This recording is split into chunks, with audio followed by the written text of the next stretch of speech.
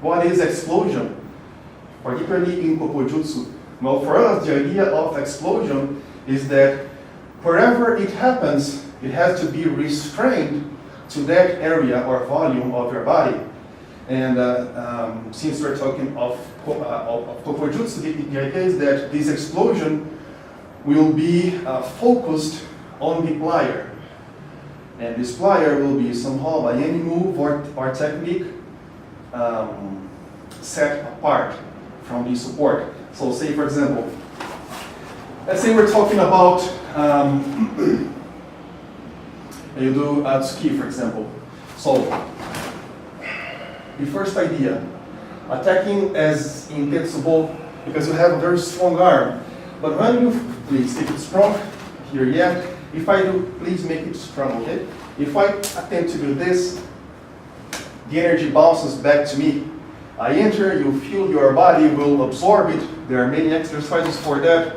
And by absorbing, well, there is the principle, the physical principle of conservation of energy. So this energy must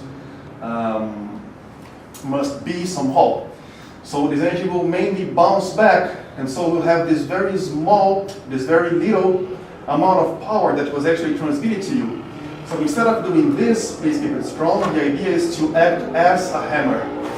Because right now, I will have this very glimpse, this very moment, tiny, small moment, in which you have relaxed somehow.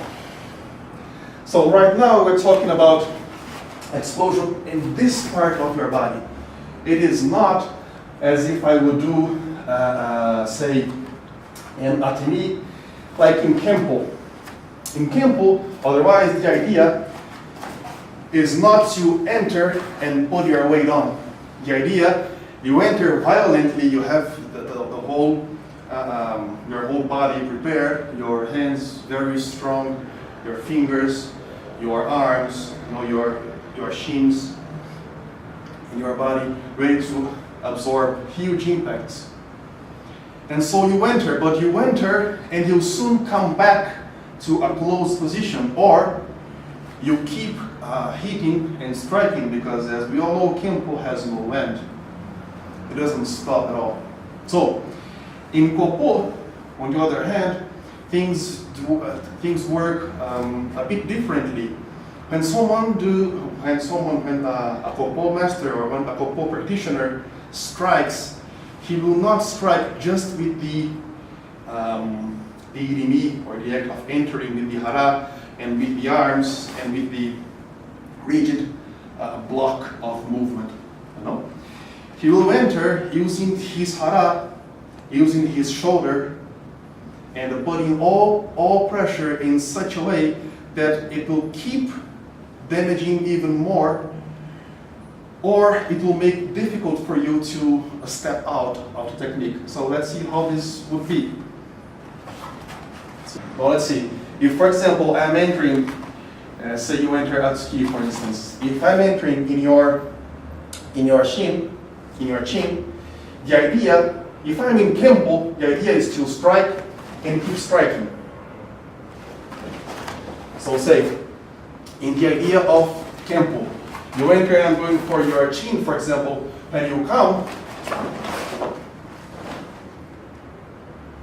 very slowly so you can see 1 and 2. But as soon as I enter, for example, the hand passes through. You enter anything you want, say a punch, very nice. And as soon as I'm here, instead of striking in a dry way, the idea is to strike and keep it. So Suppose you do, for example, I will enter, you block. Then you enter, and from here, I'll take your arm out, so I can enter here, but not just striking and stopping. But the idea is to strike and keep on.